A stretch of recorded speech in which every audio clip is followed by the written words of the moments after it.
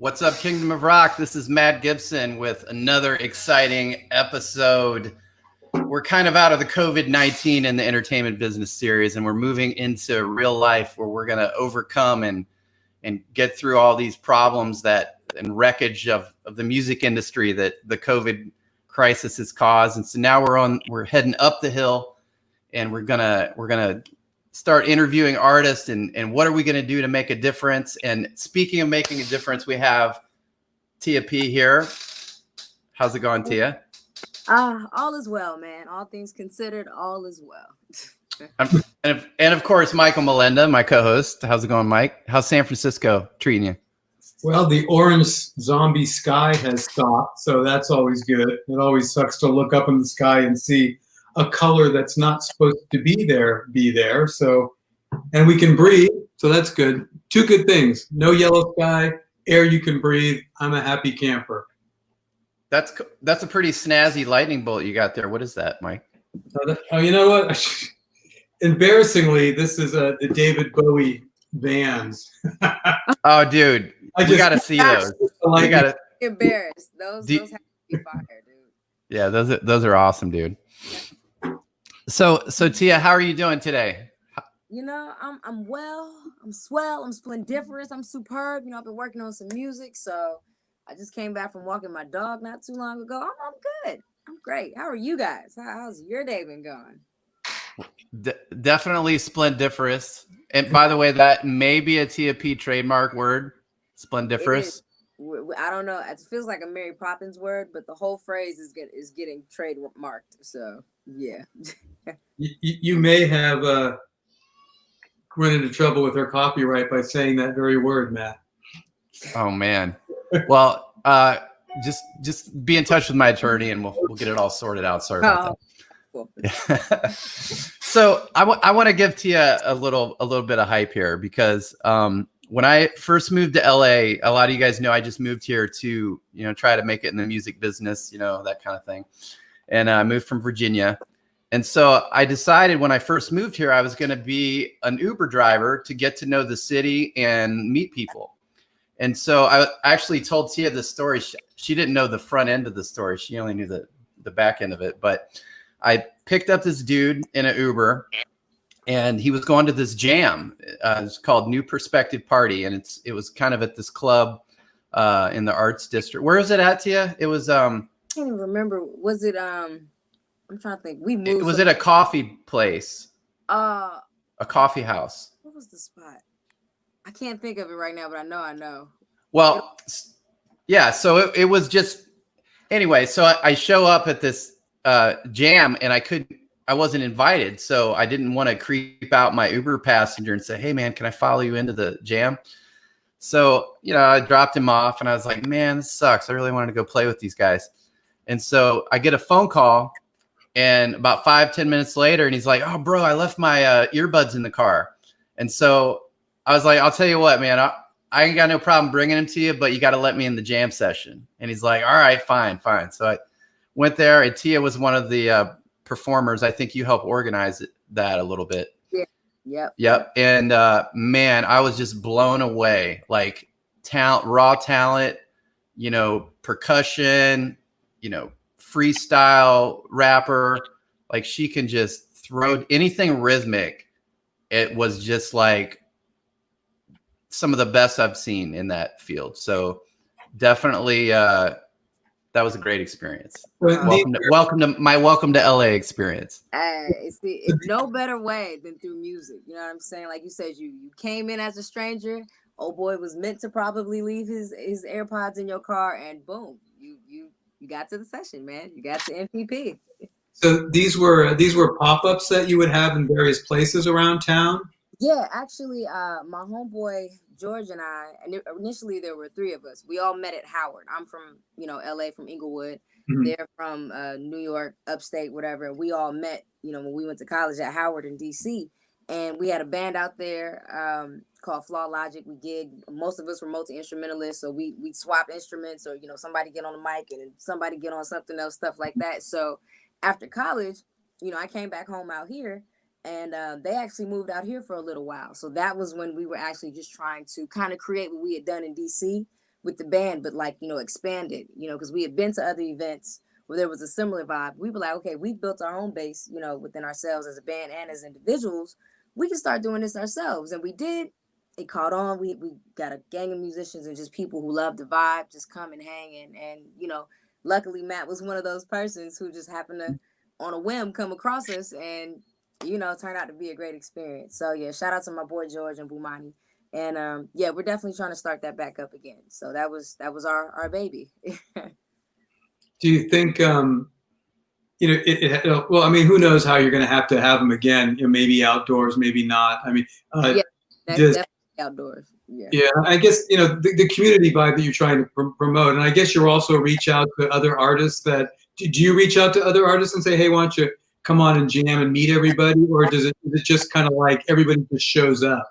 It's kind of a little bit of both. We invite certain people, but we know people will invite other people. So it's kind of anticipated it'll be more than, who we initially reached out to. But that's okay. If we have the space, the more the better.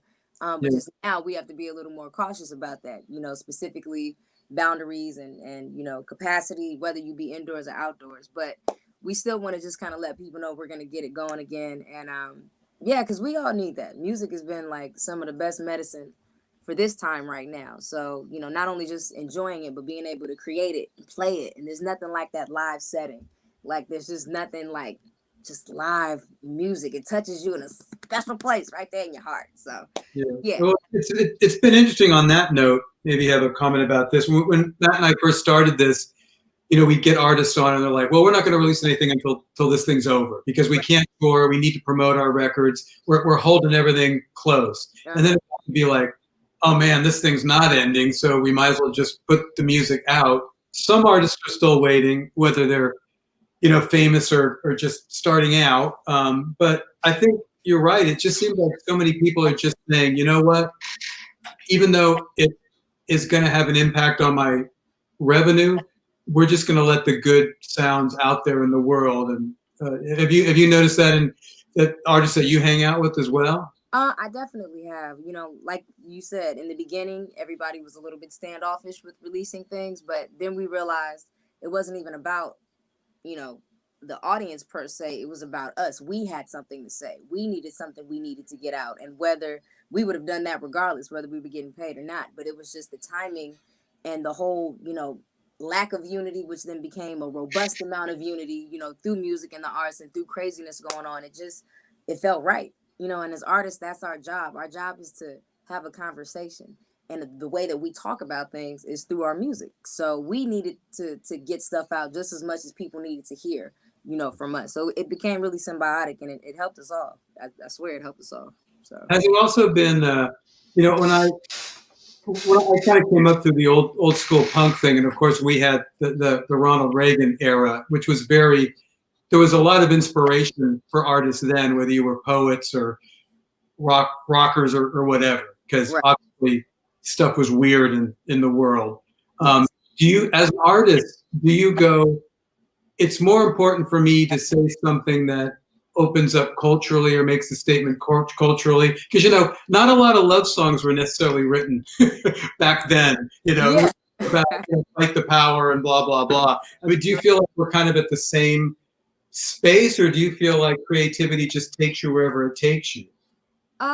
Well, I've always, even before this, tried to have some type of purpose behind anything that I've done musically, whether it be, rapping or poetry or a song or just writing something for somebody else. If it's not always just about a feeling. You gotta give people some meat, you know what I mean, or else they'll starve, So, but I think it became more of a, I don't want to say more of a common thing to do since all this turmoil started happening, because you couldn't ignore it. I mean, and as an artist, you want to stay relevant. You want to speak to the now. I mean, you want to speak, to something that'll last forever. But if you don't speak to right now, and right now is in your face every day on the news and the streets, anything we see pretty much has been like, tampered and tainted with, and we had to speak on that. So I think for me, it's always been there, but it's now just much more, I want to say, accepted, much more relevant, even more so. And more artists are kind of speaking to that side as opposed to just the Philly love songy side, which is cool. I love me a good set of love songs, but I don't need a love song now.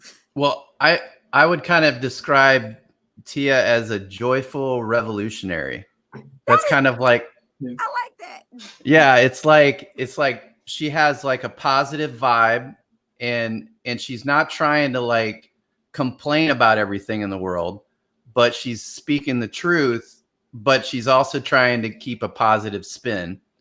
That's kind of the vibe that I get from you. And social media, by the way, if you haven't checked out her Instagram, I am Tia P, it's hilarious. I mean, every day she's got these like little like good morning sunshine, and it's like she's got her little pug dog out there walking him on the street. And it was just like, it's just like a good way to wake up if you're in a bad mood and you need to get a little encouragement, which I really appreciate that. Because everybody is like angry, let's burn down the world, but at the same time, like we gotta like have some joy. You can't just be angry all the time. Like it's just it'll wear you out, man. And then you don't have any energy to do anything, It must be tough though, because I mean, I thought you almost saw into the future, because I saw obviously on your YouTube page, the first video you see is the Come Together collaboration you had, which was a year ago, which could have happened like yesterday, because here we are feeling that same thing. So I think you should have warned us if this was coming maybe last year, but we'll let you off the hook for that, okay? Okay, appreciate it. But even so, you start that, and then as an artist, things kind of get worse since you released that song. And as Matt said, it's great that you're joyful about this. I think that's a great way to be. It's always better to be positive than wanting to burn down the city and all that. But I mean, is it difficult for you as an artist to feel like, man, we tried to have this uplifting stuff and it's just so bad, I have to take it up a notch? Or how do you deal with that artistically as a writer? I incorporate all of that.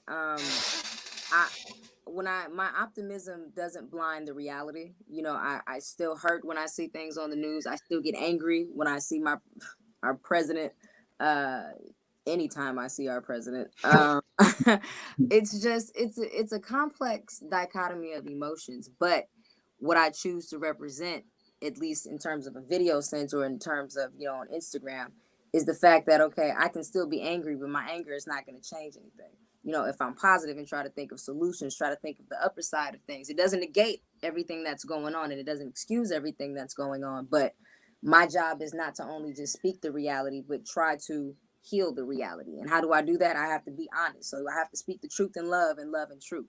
And that's what it all comes down to whenever I'm writing, whether I'm angry or whether I'm trying to be optimistic about something. It has to still be and contain the truth and love, and speak that love and truth. So, you take it with stride. Some songs are happy, some songs are angry. No two songs, especially right now, can kind of really be the same, because we've experienced such a range of emotions in just 2020 alone. We've had extreme highs and we have had a multitude of lows. So it's just be honest. Well, that's a good word, and I like to take on this as a creator, because I came up through media, which is under fire.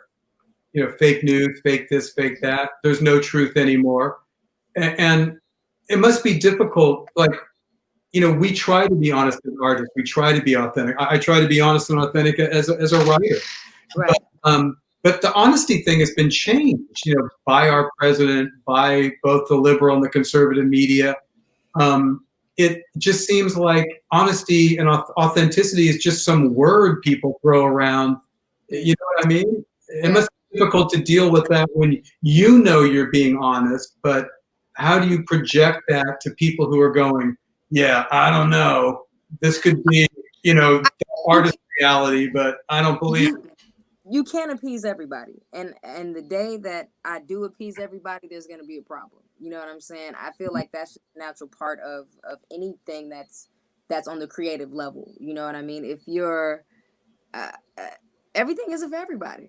you know, some people are going to believe and agree and rock with it, and others aren't. That doesn't mean that you're wrong necessarily. It doesn't mean that they're necessarily wrong, but you can't force people to understand what they don't want to understand. You know what I mean? So you have to take it in stride. That's part of what being an artist is. You know, people vibe, some people don't.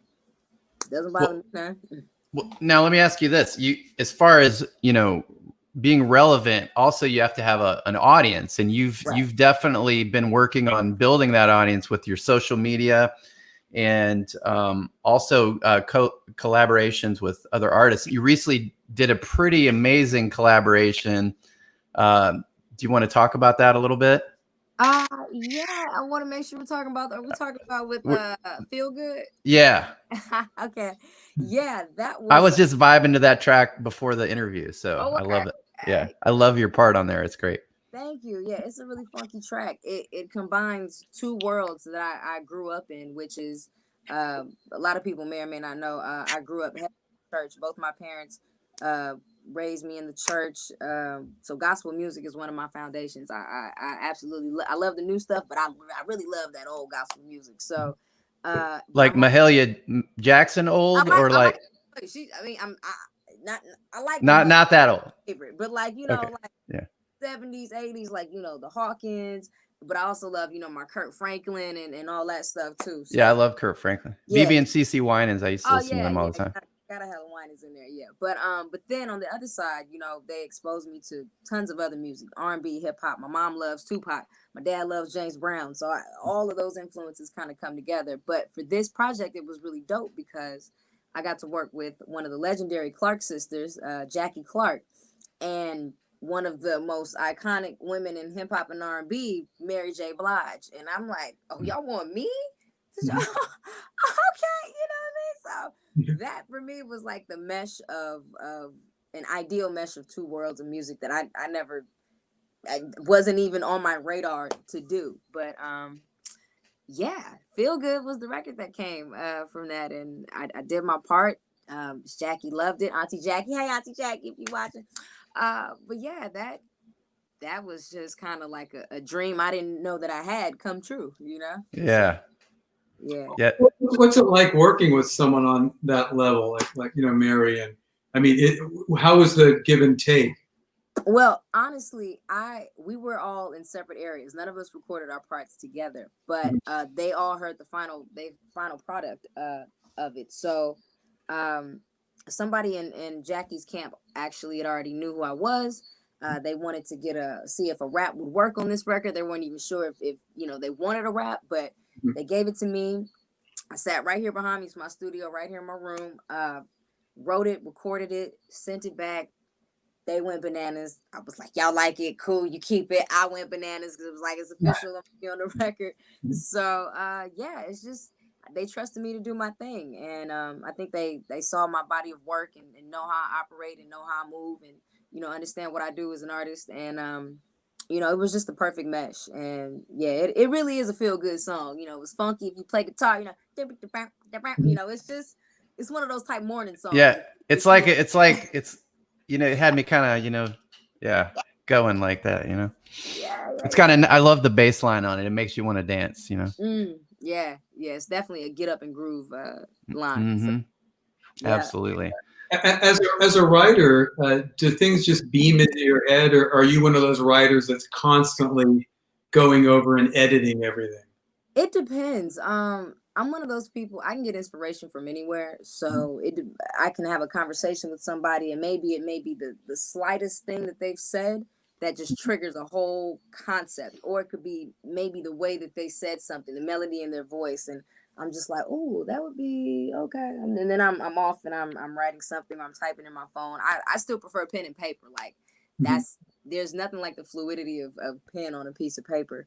But whatever I have in the moment, that's what I'm gonna use to get this idea out. And by the time I'm home, I'm going through a scenario because I like to story tell. So if I can get the concept, then I can write the story, So yeah.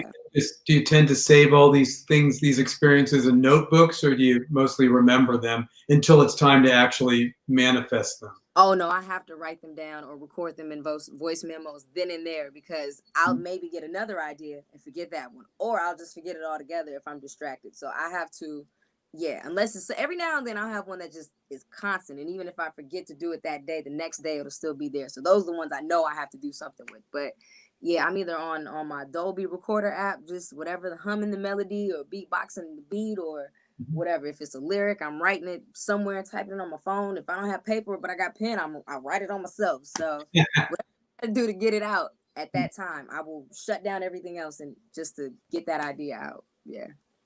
And you also have a speaking career too, right? You go out and give inspirational talks to people? Well, when I could, yeah, I speak to a lot of times at schools or maybe women or people in the education field or kids. So I definitely was starting to do that. But then Corona, so not Yeah. many speaking engagements anymore. But that's why I enjoy my Instagram platform, because I can get on there, like I said, usually in the morning, and just speak. I know that's kind of the hardest time for people to wait. I'm an early riser. I'm up at like 5:30, 6 o'clock, hit the gym, will run or whatever, and I'm up, and I know that's hard for a lot of people. So if I can help in any way, just boom, make you laugh, make you smile, just give you a little bump, I'm good. That's for free 99. All you gotta do is hit follow, and you don't even have to do that, but you should. Yeah. I am Tia P on Instagram. Be sure to go follow her if you see this interview. Well, now, okay, so here's a hypothetical situation. So let's just say I have a little certificate here, Okay. and I don't really, and it's a one dream come true related to music, right? And if I kind of slid it over to you on the table and you cashed it in, what would be the one thing that would be like, man, I really am glad that I took it to the next level? What's your big dream? My big dream. With music? Where are you headed? Honestly, and this would feed many of my dreams if I did this, to have my own label, to be able to not only be my own artist, but to be able to discover talent and bring it to the forefront. That's revenue for me. That's revenue for, the upcoming artists. That's longevity. That's how you leave a legacy. Because if I don't have anything coming after me, then that's it. People are going to forget the brand. People are going to forget Tia. People are going to forget, maybe not the music, but part of me is going to be forgotten. That's just how culture moves. That's just how it operates. But if I can leave a legacy in terms of lineage, in terms of, a music mindset, in terms of, artist education, because you got a lot of artists out here who are making it, but their contracts look like crap. You know what I mean? And nobody is really looking out, or teaching them how to not just be an artist for a single or for a summer, but be an artist that can flip that and then create other artists. So just that type of idea. It was interesting today because I mean, Kanye West obviously is a nutter, as they say in the UK. But oh yeah, I thought it was amazing that he actually gave out his contracts through his Twitter page. Like he actually had his actual contracts that he signed with his label, and just released them so everybody could see what the percentages are, what he had to give up, And I thought that was an amazing thing that I don't think anyone's ever done that. I mean, it gives all of us. I mean, I downloaded them like crazy. It's like, what do his deals look like? Because you think that with the money that he has made, the industry, you think he'd be able to negotiate some more fair, elements for himself, but apparently not. Which is crazy. I mean, greed is greed at all levels. If they think they can get more, regardless of who you are, they will get more. And until we start being the top of the food chain in terms of not just getting these distribution deals, but actually being the head of one of these types of companies or labels or things like that, it's going to continue to be like that. You know what I mean? So even Kanye has been on one, but today he actually said he dropped some substance, and just because I disagree with a lot of the things that he's done, this isn't one of them. So this probably more I think we've ever seen an artist be in terms of contracts, like just dropping his physical contracts. You know what I mean? Yeah, that we all need to learn from that. Yeah, that was huge. Well, also, you should be careful what you wish for, because you should get my email from Matt, because I do represent MI5 Recordings, which is distributed by Universal Music Group, and you could have your own imprint label if you wanted it. I think I could put you in touch with somebody. You have to be careful what you wish for, because it's kind of a nightmare to have your own imprint label. Trust me. But if you're really interested in pursuing that, I'll hook you up with my boss. All right. Well, I appreciate it. And this is just how things manifest themselves. Like I had no clue. I was just speaking, and here we are. So no, that would be amazing. I definitely appreciate that. I'll get you in touch with my manager as well, so we can all just make this thing happen and see what. I'll just make the introduction and stay out of the way. But we've released some tracks from Pharrell and some other people. So the New York side of the label is very urban oriented. I'm just taking care of rock and roll music, but it is a very multifaceted, mini label. So anyway, but from what I've heard of what you've done, I've had no problem saying, and Matt's really enthusiastic about you as well. We'd have no problem saying, please listen to this artist. Bless. Hey, I'll take any help and promo I can get. So we all in this thing together. So yeah. One of the other things I want to know too is I'm so far.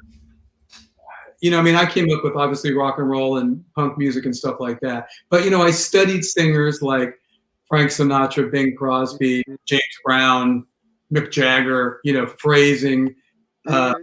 And I always am interested in how certain artists, develop how they're going to phrase. And I know obviously, when you rap or spontaneous poetry or whatever, it's about the rhythmic groove. And are you spontaneous with that, or do you have any influences where you've said, I kind of want to have a little bit of this, a little bit of that? Oh yeah. You can't really hide your influences, because that's what they are. They influence, whether you're trying to sound like them or just something is esque of, people who help you develop your sound. Like, so for me, in terms of artists that I really gravitated to who really helped shape and who I identified with were like Missy Elliott. Like Missy could sing, but Missy could also hit you with the fun stuff. Like Missy was crazy. Like Missy was fun, but she could flow, but her beats not. And like she flip it up and do all types of stuff. And so for me, it was like, okay, here's this chick. She's doing more than one thing. She's rocking with the boys, but like she's got her own swag. And then there was Lauryn Hill, who was kind of in the same vibe, rapping and singing. But, like Fugees Lauryn Hill or Lauryn Hill solo? Both. Fugees Lauryn Hill was fire, because Ready or Not is I love that track. Oh my god, it's one of the coldest flows on there. But yeah, and then for more of a newer artists, Kendrick Lamar, the way he can switch from rah, rah, rah, rah, rah, rah, rah, rah, and then oh my god, like, you know what I'm saying? So he just the way artists use their voices to kind of even paint a more vivid picture with whatever they were saying, kind of really seeped into me, because I'm a character. I'm a Gemini. I can switch it up. I can be real chill. I can be the life of the party. It depends. And in music, you kind of have to, the more options you can give people, I feel like the broader an audience you can reach. Or, it just helps me express myself better if I'm not just trapped in a box, whether that be vocally, musically, creatively, genre wise. It's just, it just gives me more options, more things to play with. As a musician, as an artist, as a writer. So I've always thought rappers are kind of like guitar players without instruments, because you're always trying to, get your phrasing right and express yourself in a way that identifies you when people hear you. So it's kind of like, you can hear like the beginning of a lot of artists' tracks, and before they even start singing, what's getting ready to happen, so it's kind of like, you want to be individual, but not too individual, where it goes, like way off the, Frank Zappa, off the beaten path, Although Frank was, cool in his own way. Guitar players actually gave a crap about phrasing. Oops, did I say that? Did you say that? Did I say that? Well, it's interesting too, because I think an artist such as yourself or rappers in general, I was always a little bit envious about the armory that you brought to the creative table, because I think rock singers, they've got their tone, they've got their personality, and a lot of times they're kind of loath to get out of that. Like if you're producing a record and you go, "Hey, I want you to be angry," they'll go like, the typical singer will go, "Yeah, I don't really do that. My tone is sweet," but within the style that you're in, you can be angry. Like you said, you just gave us some examples, right? You can switch it up like that, and it gives you more of a a cinematic quality to what you're trying to portray. Yeah. And Tia kind of does that on her social media too, a little bit, like where it'll be like she's talking to you and then she'll go like kind of off the beaten path for just a second and then pull it back. It's kind of, I think that's a, no, I mean, it's a certain vibe. Matt, what are you talking about? What does that mean? Okay, so for example, like she was talking about how Missy Elliott as an artist will, be kind of like sweet and smooth, and then she'll kind of go off into crazy land for a second and then pull it back into like normal and pocket or whatever that is for most listeners. But like I think that having that element of like just a little bit off the beaten path for a second and then bringing it back, I think it keeps things interesting. And today seems like everyone has ADHD or whatever that is, attention deficit disorder, whatever, where they need something to change every 5 seconds or they're bored. I mean, you notice even the length of songs has gotten dramatically shorter in the last 5 years. Like a 3-minute song is pushing it these days. You know what I mean? Like, yeah. People just don't have the patience to get through, just a song that, chorus, verse, bridge, chorus. People like that song structure has been completely just shortened and shifted. And so you just kind of just have to give people, you can't really fight that per se, you just have to do what you can. And for me, like you said, it's always been my job to keep people entertained and keep myself entertained. I don't want to listen to some boring song for 3 minutes either. You know what I mean? So if I'm not entertaining myself doing it, why would I expect somebody else to feel any type of way that I'm feeling about it? So I enjoy what I do too much to just put out some boring stuff. I try to keep it in. I still like prog music though, where the first track is like the whole first side of the album. It's like, like a 40-minute song, Right.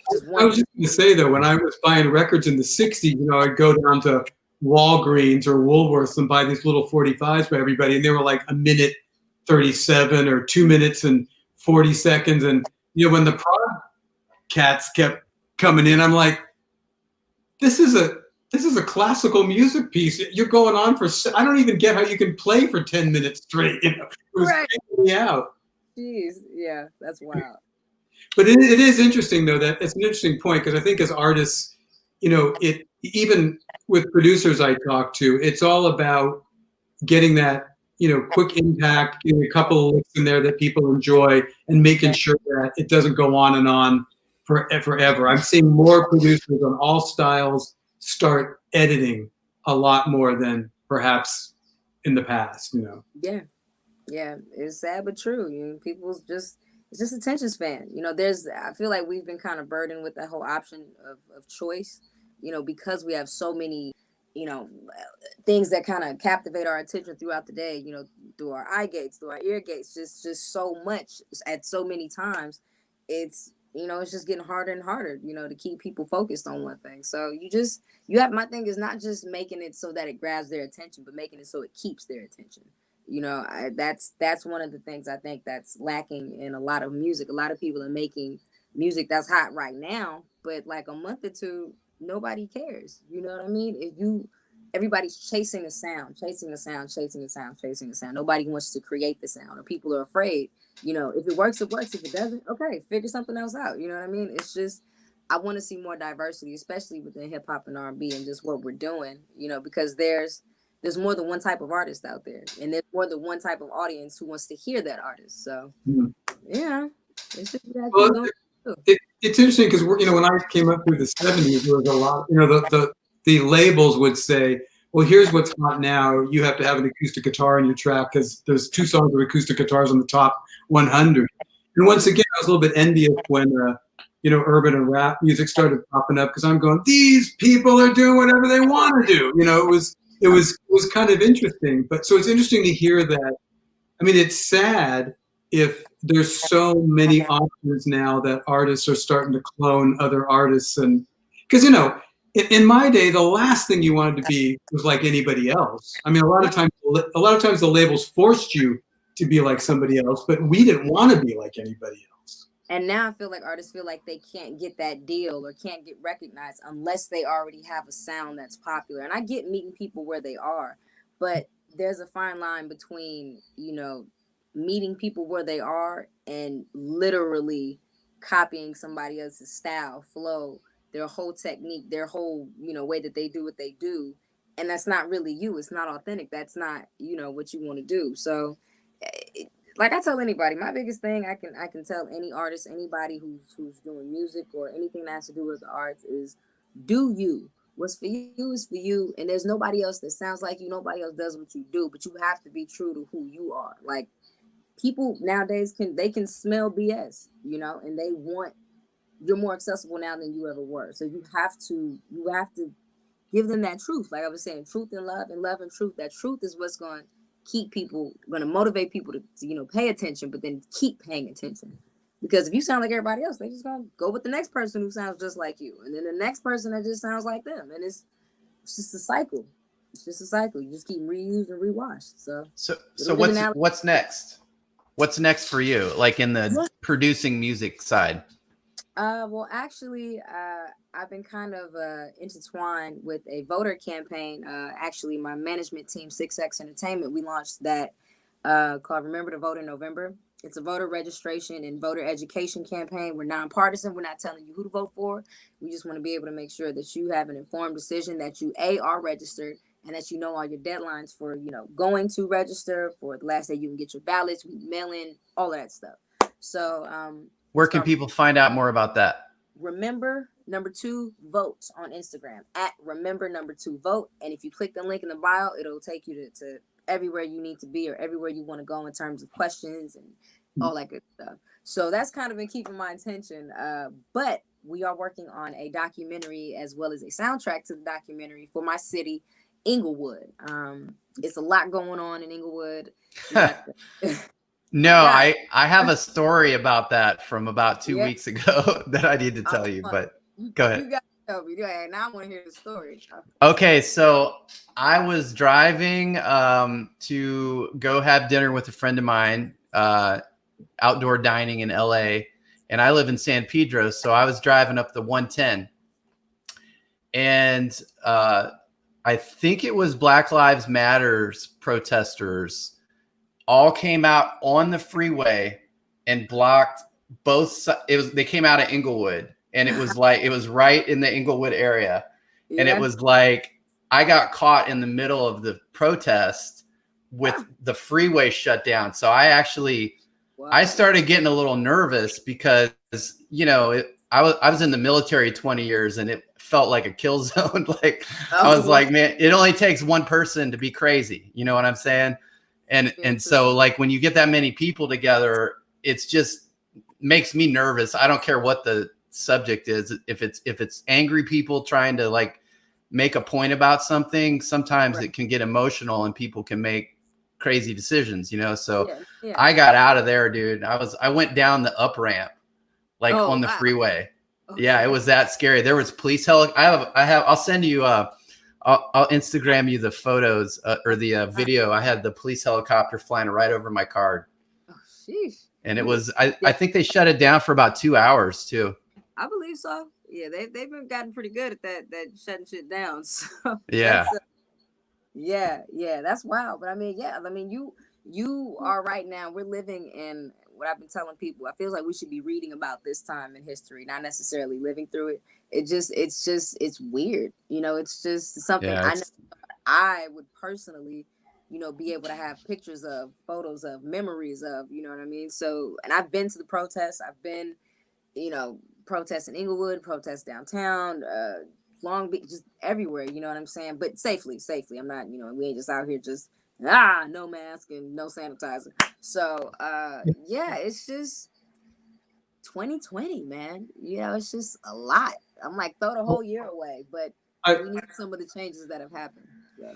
I said before on this show, maybe you have a perspective, you know, being you know, way younger than me, but you know, I came up through you know, civil rights, feminism, fight the Vietnam War, you know, gender politics and all that. And I just feel like, you know, my generation kind of failed because here we are 40 years later. And well, and here we are 40 years later. It's like none of that happened. You know, it's weird for me. It's really weird for me. I can imagine. So my grandma, I was talking to her the other day, and she was saying, and she's from Texas. She's been out in California, I think since she was late 20s. But she was saying, you know, in her era, the crazy part about it, you at least knew how people felt, you know, off top. She saw the colored only signs. She saw the white only signs. And her mother was very, very fair skinned. So her mother sometimes could pass, you know, and would from time to time, you know, just to go through a front door or, you know, not have to go through the back entrance. But she was like, it's just really sad. Like you said, we had the signs and we knew what racism was in our face, but now it's so cloaked in everything but the truth. You know, they cloak it in our laws, they cloak it in certain rights, they cloak it, you know, just in things that make it legal. But just because it's legal doesn't mean it's right. You know what I mean? So it's just, it's interesting. But I think the difference between everything that happened back then, like, you know, in the 70s and things that are happening now, at that time, I feel like everybody was fighting for their own right, and there wasn't any unity or cross unity between people who necessarily weren't, you know, directly affected. And now I feel like when you go to these rallies or you see these marches, I'm low-key playing find the black people because there are so many other races out there. We've seen Asians, most of them are, you know, white people out there, and that's something we really haven't seen before. This kind of, it kind of crosses generations. I'm seeing a lot of people in my generation, you know, 20s, 30s, just coming together because they just know this isn't right. They know something isn't right. They may not, you know, have directly caused it, but we're all unified in this idea that this discrimination has to stop. All these things we can't just be okay with it and sit comfortably anymore, you know? So that's I think the difference with this versus last. And to be fair to the past, I mean, there was a lot of community and diversity back in, you know, against the Vietnam War, you know, not so much perhaps. I mean, there was a lot of, but yeah, I would say that it's definitely bigger now, which is good. You know, you should have more people from all ages and races coming together. It's not that it didn't happen back then, but it's bigger now. And I actually applaud that because it's obvious whatever we put together, well, not me, but, you know, whatever the culture put together from the 60s to the 70s, it didn't work for today. So, well, I mean, it worked in the sense that obviously some laws got passed, you know, and we started. But I just kind of thought that, okay, that's step one, you know, and maybe we got to step two and maybe we got to step three, but we didn't get to the palace. You know what I mean? We didn't solve this for everybody. Right. Yeah. And not that one protest or just everything we've done so far is going to fix, you know, decades and decades of injustice and oppression and just, I mean, the very foundation of this country.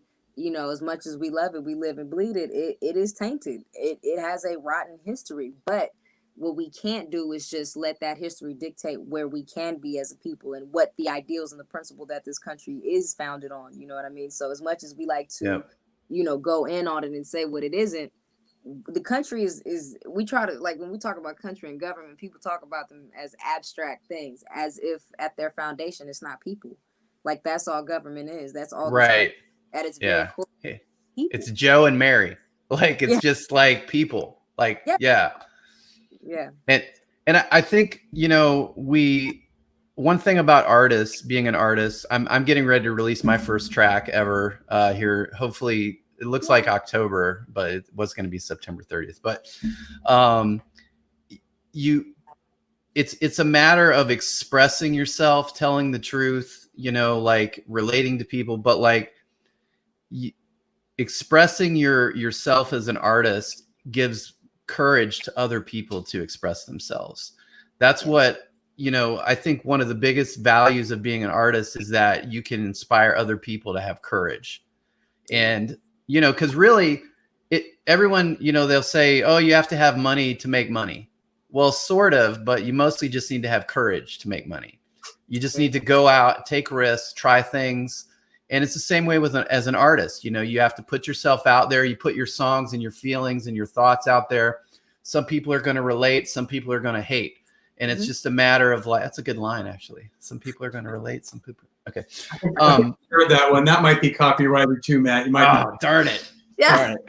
I'm an aspiring rapper. No. Actually, I'm trying to come up with a track that I can put a verse in there for Tia. So get some metal and hip hop together. That'd be cool. I just want to shout out to Classic Collie out there on the comments. Thank you for setting up Tia's website or Instagram. So if you want to connect with Tia more, I know Matt's giving it out, but there it is in black and white if you want to check it out. Yep. And Jimmy Fleming says, I love that, Tia. The inspiration, the music is our identity. Getting music out there in this time is a healing power daily. And Jimmy Fleming, I know he's got some health issues, but he is a kick-ass guitar player, and he's continuing to put stuff out, even though he's, got a few problems. So, hey, Jimmy, salute to you. Yes. What's up, Jimmy? All right. Well, we're getting close to the top of the hour here. We got a little bit of time left, but I wanted to kind of head towards the finish line here, give everybody a chance to get some last questions in. Mike, what you got to wrap us up? Well, I think we've, covered. I mean, I think that, where you're at, T, as far as as we said earlier, as Matt said earlier, kind of, joyfully trying to pull people's heads into like, hey, this is serious shit. Let's pay attention. And artists are weird, right? I mean, there's just artists that want to be cool, artists that want to make money. There's artists that want to help other artists. Artists don't care about other people. It's not just all about themselves. But if you could, reach out to a community of people, what would it kind of be? This is, you are the general. You get to give us our marching orders. So, General Tia, what do we need to do to make this world a better place from the creative standpoint? Yeah, fix the world in one sentence. Yeah. No. Oh man, this is kind of a heavy question, but I guess my whole thing would be and this is kind of how I'm working also for 2021 to set up my nonprofit. If you see the need, try and meet the need. If you can't, it's okay. Don't feel like you have to be pressured. Every situation is not yours to fix. You know what I mean? But if you see a need and you can do something, do something. It doesn't take a whole lot of time out of your day, or even if it does, you got lots of days, you got 24 hours, you know what I'm saying? If you see a need and there's something you can do in the moment, do it. You know what I'm saying? Don't put off kindness. We don't put off a lot of other things, but like giving and actually, even if we have to go somewhat out of our way to help somebody, like it's just, some things are simple. You just do it. You know what I'm saying? Get somebody a meal. If there's a kid who needs some drumsticks, get them some drumsticks. If you have an extra of something, whether you need it or whether it's just there, give it. We all could declutter. You know what I'm saying? It's just it's the simple things that can sometimes have the largest impact. It's not even always just giving money. It's giving time. It's giving attention. Yeah. So those are things we can do with music, without music, but we just have to have a heart and a willingness to do stuff like that. And I think a lot of artists a lot of people in general, they almost want to find someone to vote in to fix their problems, which is not a bad thing. That's part of the system that we're in. But maybe they're not doing anything for their community, or their family's not doing well, or they have some mental health issues they need to get worked on, or they have some spiritual issues they need to work on. Everybody, we all want to contribute, make a difference in the world. And not everybody can be a change maker, but just take the homeless problem, for example. LA has got, a huge homeless problem. But honestly, we don't really need, I'm sure there's legislature that could be passed and people in charge that could make it easier to help these people. Mm-hmm. But the real problem is there's not enough people giving a crap and actually talking to those people on the street, face to face, like human interaction. Yeah. Like there needs to be more people actually doing that. And most of the problems that we struggle with in society, you can be one person and completely change the entire world. Like so many people have done that. And so like one person changed our world today. You know, one person changed everything. Sadly, by giving up his life, but you know, not any truer right there. You know, if that didn't happen, who knows where we'd be, you know? Right. Man, true. Yeah. So you go direct, solve those, you know, like you have more personal power. I'm finding this in my old age. I just turned 50, so I don't. You're a young, by the way, Matt, you're a youngster. Okay. Yeah, exactly. Michael's an old 60s hippie. So he's, yeah. So, you know, I'm just, I'm learning that, you know, everyone's like, oh, who are you going to vote for? I'm a little different. I'm a little apolitical. I'm more of, I want to put all of my focus and energy into the people in the community that I have, or that I'm building, you know, and I want to bring as much light and love and help and resources and networks and, you know, just kind of like help artists. But it's, you know, so I don't want to dilute myself and worry and have to go figure out all the politics and what the news is saying, whether it's true, whether it's false, whether he said this, she said that. You know, it's just like I have anxiety from I have PTSD from the military. So like that just stresses me out. So for me, I have to just kind of be more like direct to person. That works better for me. That's a vibe for me that I can live with. It doesn't stress me out too much and I can be useful. But you know, I think that we really downplay the amount of power that we have as an individual.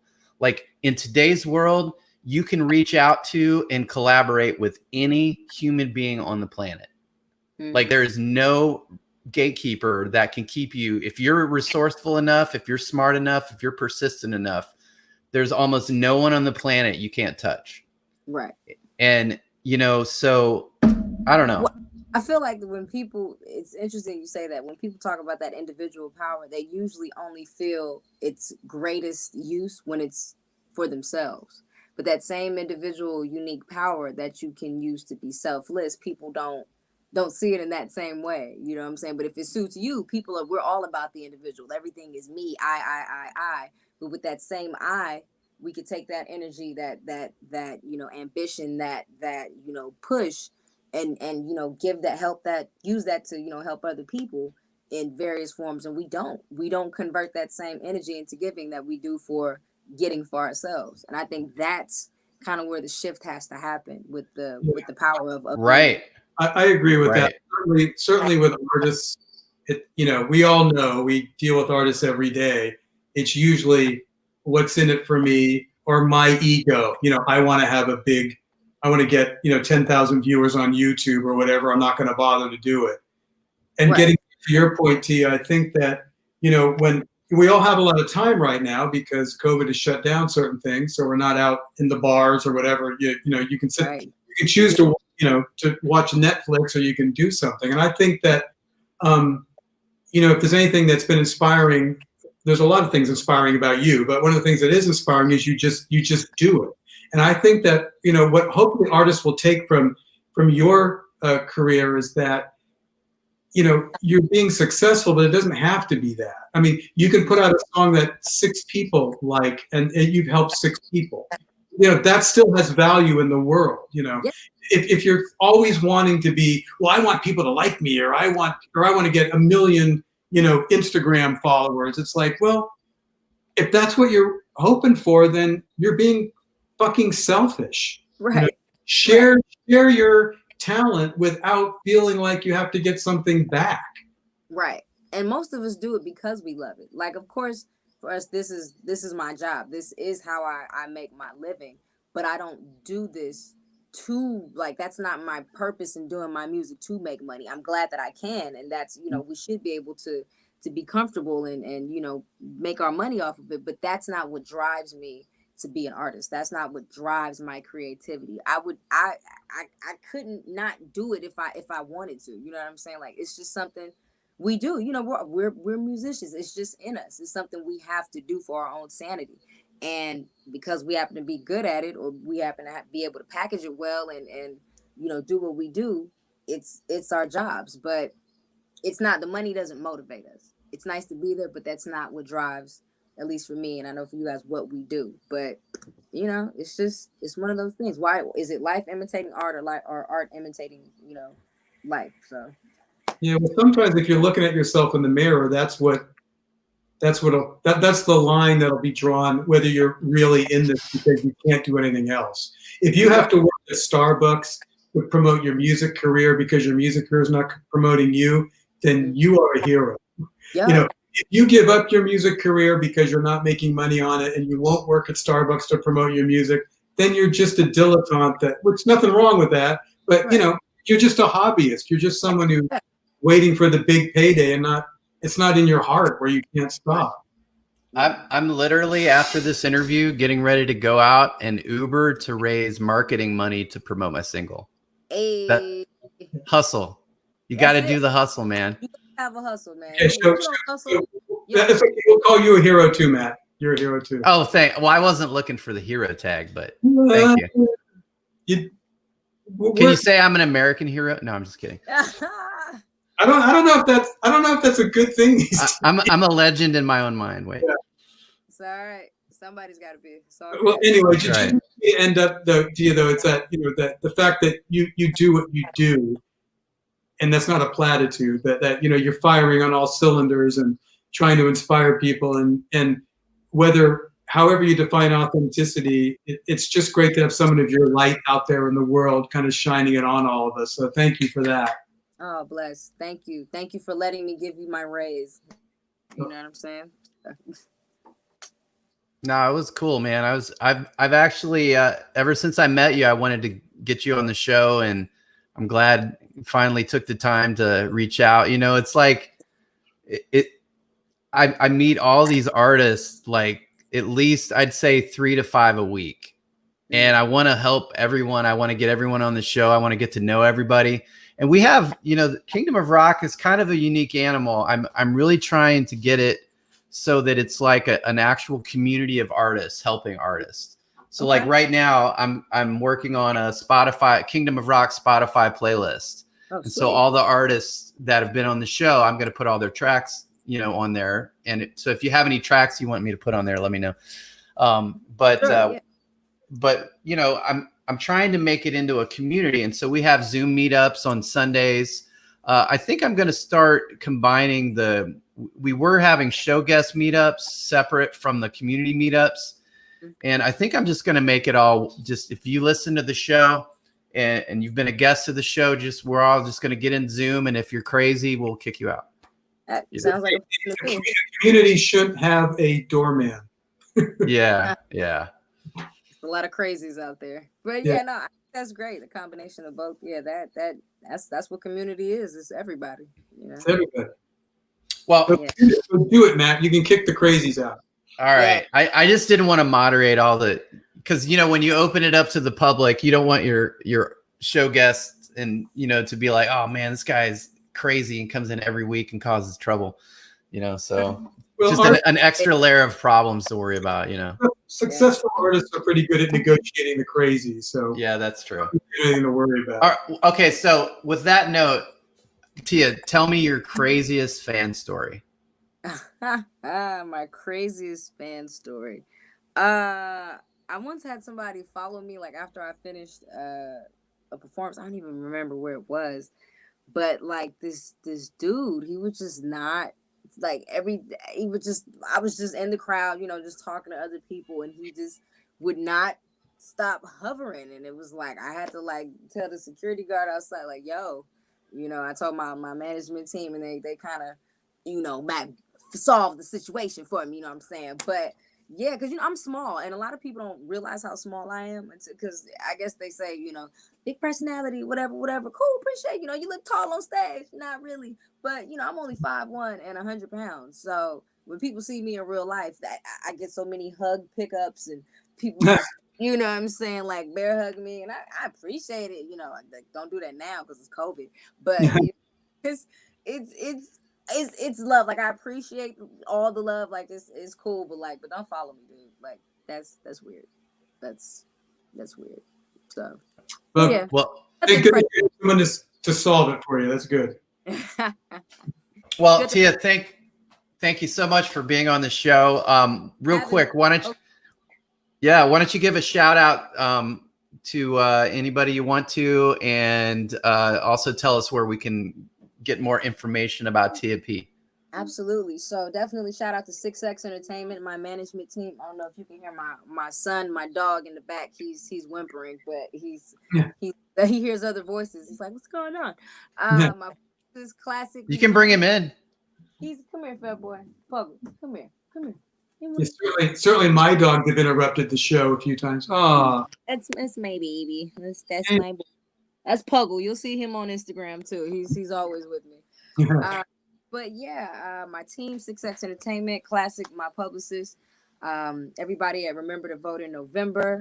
Who else am I forgetting? You guys for having me on the show and reaching out. I really appreciate it. And just, yeah, everybody who's still rocking Tia P. And I've got a song out right now called Chefin' with my boy Lord Rocker. So that song is hilarious. You got to check it out, Chefin'. Black Betty Crocker on the mic. So make sure you check that out. Also Feel Good, the song I was talking about earlier with Mary J. Blige and Jackie Clark. That's out. We just put out a compilation of Come Together, so like the COVID edition with various different artists who came in and did that. So that's on YouTube. Check that out. But yeah, just if you follow me on Instagram, you'll always know what's coming up. Oh, I'm also a brand ambassador for the new lip line, Canvas Colors. Completely vegan and cruelty free and Black owned. So shout out to Ashley Nicole at Canvas Colors. Whoa, we in this thing. And you never know what's next till it's next. So if you want to keep up with the journey, just follow me at I am Tia P on Instagram, or you can go to the website IamTiaP.com. You can keep up, you can get merch, get music, and stay entertained. Yeah, awesome. Kingdom of Rock, out. Thank you so much, Tia P, Michael Melinda, and it's a wrap.